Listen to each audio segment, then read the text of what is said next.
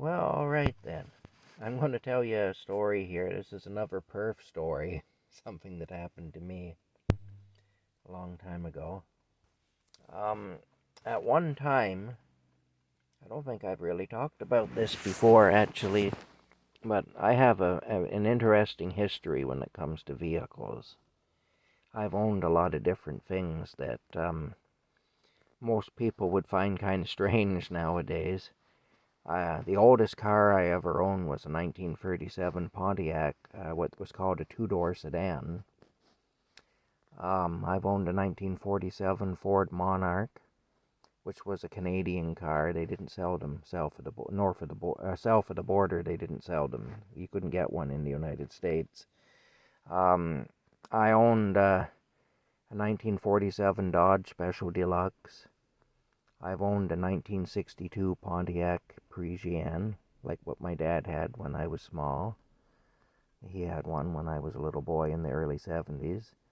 I've owned a 1990 GMC C60, 62 passenger school bus. Um, I've owned all kinds of old Chev Caprices and Pontiac Parisiennes and Buick LeSabres and Oldsmobile Delta 88s. I've owned a couple of Mercury Grand Marquis. I've owned a 1991 Grand Marquis and a 1997 Grand Marquis.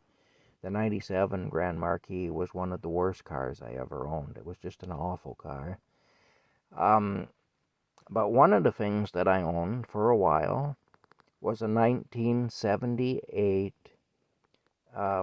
GMC forward control truck, what's commonly known as a step van. The kind of trucks that they used to deliver milk in, that they still sometimes deliver parcels in, like Purolator Courier and UPS, and they own trucks like that. Basically, it's a great big box on wheels, um, with a split windshield, and you basically sit on a stool behind the steering wheel and that sort of thing. Well, that's I owned one of those for a while. I bought it. I paid $1,500 for it. Um, I used it as a work truck for a little while and stuff like that, but it was an awful money pit. It just seemed like you couldn't keep parts on it. It was broke down constantly. And so I put it up for sale. I put it up for sale for just a few $100s. I had a lot more than that into it, but I figured this thing, I can't earn enough money with it to keep it going. Like, it's not paying for itself. Every cent I earn and then some is going back into it, you know. So it wasn't a profitable venture, and I come that I just didn't like the thing because it seemed like I couldn't rely on it, and it was broke down more than it was running. So that sometimes happens anyway. It was just a real dud of a thing, and I put it up for sale. My mechanic allowed me to put it up for sale at his place. Well, there was a guy boarding at the house across the road, and he had seen it sitting there with a for sale sign on it, and he talked to my mechanic and found out who I was and all that. And he told my mechanic, well, next time the guy's around, send him over, because I want to talk to him about that van, about that step van. So anyway, my mechanic, when I stopped there one day, he said, go on over across the road there. So-and-so wants to see you. He wants to talk to you about your van. So I went over, and the guy who was interested in buying it was a hardcore alcoholic. And when I say hardcore, I mean hardcore. He was also a drug addict and a drug dealer. And he had lost his driver's license years before. But what he would do is he would buy vehicles and just leave them in the previous owner's name and put stolen plates on them and drive them. And he had been in a few bad car accidents. He had caused a lot of harm.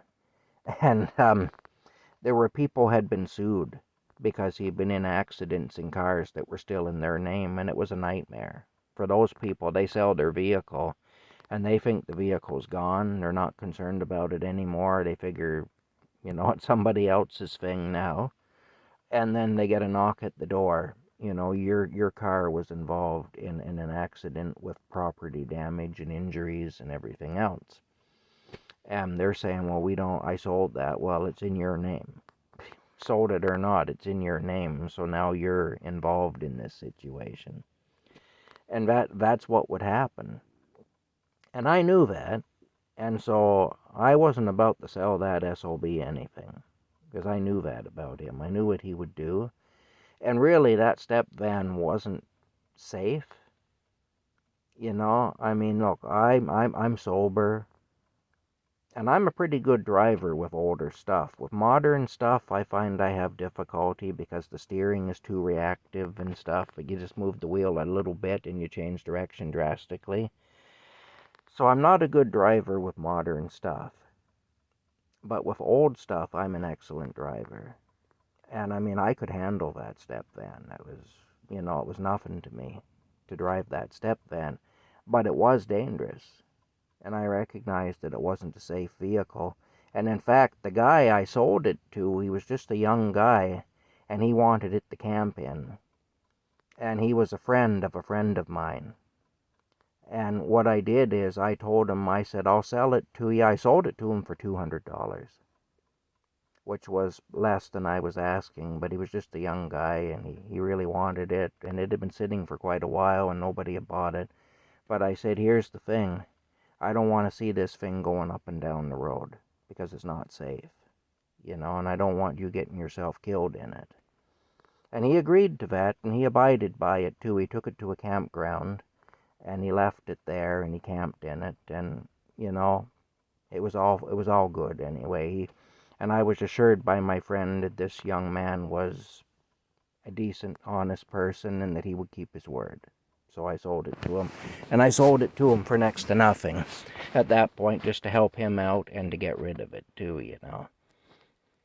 Anyway, getting back to the story of the crazy guy that liked to drive around drunk and have accidents in cars that weren't in his name.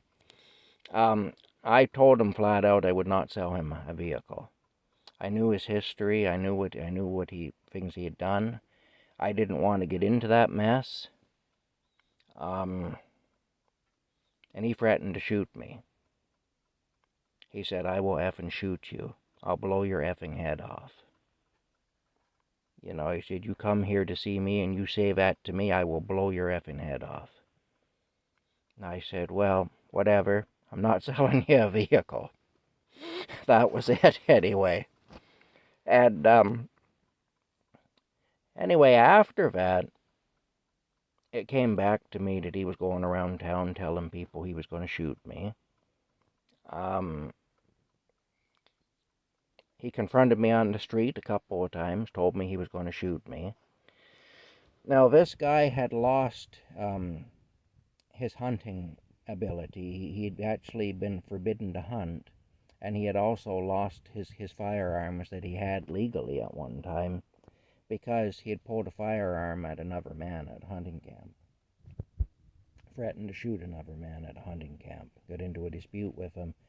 And he was getting ready to pull the trigger, and the only reason that he didn't shoot the other guy is because the other hunters there jumped him and disarmed him.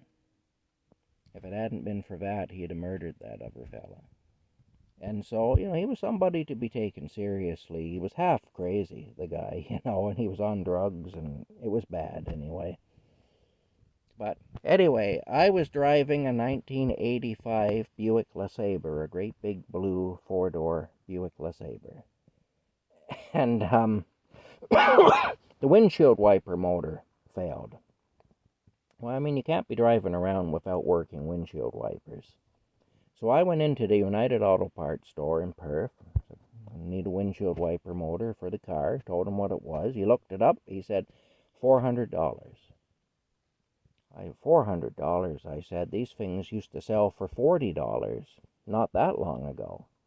The guy said, you're right. He said, even a year ago they did.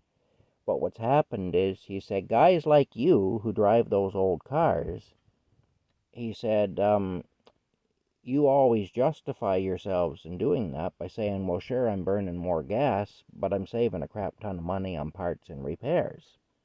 So what they're doing is they're pricing all the parts for those cars up at the same level as the parts for modern cars. That way you guys won't be able to say that anymore. That's actually what they're doing. Anyway, he said, I disagree with that. I think it's terrible that they're doing it. But he said, still, that is the price, and that's what I would have to charge if you bought it from me. I'd have to charge you that, Tom, he said. So I said, well, I guess I won't be getting it here. So I went scouring wrecking yards, and it was one of the few times that I didn't find what I was looking for in a wrecking yard. But there was an old fella that I knew. I was friends with him. He lived way up in the back country. And he had been collecting cars on the old family farm for years. He had fields. He had acres full of old cars. And I thought, I'll go up there and I'll see Jimmy. The fellow's name was Jim McCann. And he was quite a character. A lot of people thought Jim McCann was stupid. But Jim McCann was not stupid. I'll tell you that right now. If you didn't know him very well, he came across as stupid. But once you got to know him, you found out that man was exceptionally smart. And there's a lot of people like that, you know, who put on an outward appearance of a fool, but they're not stupid. And Jim McCann was one of those anyway. And I thought quite highly of him, and I had always had good dealings with him and stuff. So I went up to see Jimmy. Told Jimmy, I said, I need a wiper motor for the old car. He said, you know where the cars are, Tom. Go back there, see what you can find. And then he told me, he said, oh, but I should warn you, so-and-so, this is the guy that did the shoot me, there was an old cabin on the back of the property where the cars were. He said, so-and-so's been staying in that cabin, and he's been going on about how he wants to shoot you. He said, I've heard this several times from him now, and he said, you and I both know that if he's saying he'll shoot you, and he does have a gun back there. So he said, you just be very careful is all. So, anyway, I go back there, and I'm snooping around the cars, trying to find a car that had the part I needed. I found an Oldsmobile Delta 88, and the parts for the Delta 88 and the Buick LeSabre in those years were all pretty much interchangeable. Other than some body panels, everything would fit between the two cars. All the mechanical parts were the same. So I got a windshield wiper motor. I got the windshield wiper motor out of it, and I tested it with my own battery in my car to make sure it worked, and it did. So I made a deal with Jimmy anyway. I ended up buying the thing for $30 and a pack of rolling papers. I had to drive back into town, which was quite a piece. He was way out in the country. I had to drive back into town and buy a pack of rolling papers for like a dollar and bring that back out to him. And then I gave him $30 on top of that, and I took the windshield wiper motor away, and I used it for the rest of the time I had that car. It worked great. There was never any problem with it. And I was glad to get it, too.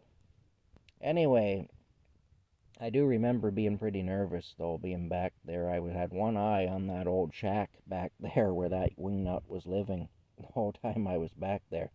That fella ended up going to one of our local crooked car dealers and buying a car for cash off him that was sitting there waiting to be taken away for junk. An old Ford Thunderbird. And he ended up, he got drunk, drove the car. It was still in the previous owner's name. It was somebody that had traded it in there. Drove the car, went off the road and hit a post or whatever, got ejected from the car, ended up broke his neck. He survived that, though. Believe it or not, he did survive it. I saw him around town with all kinds of hardware, metal posts and things, you know, thing on his shoulder with a metal halo kind of with posts coming up around his head and stuff. And anyway, he did survive that. But he died a few years after that anyway, I think just from drugs and alcohol and just beating himself up for so many years like he had anyway.